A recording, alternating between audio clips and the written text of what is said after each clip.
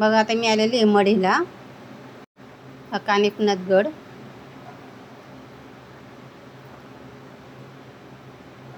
या गडाच्या पायऱ्या खूप उंच उंच आहेत.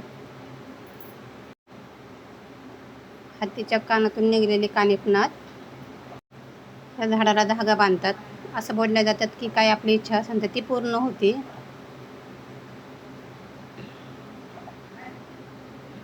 बघा हे कानिफनाथ मंदिर. आता आपण आले मच्छिंद्रनाथांच्या मंदिराकडे. हे नवनाथ.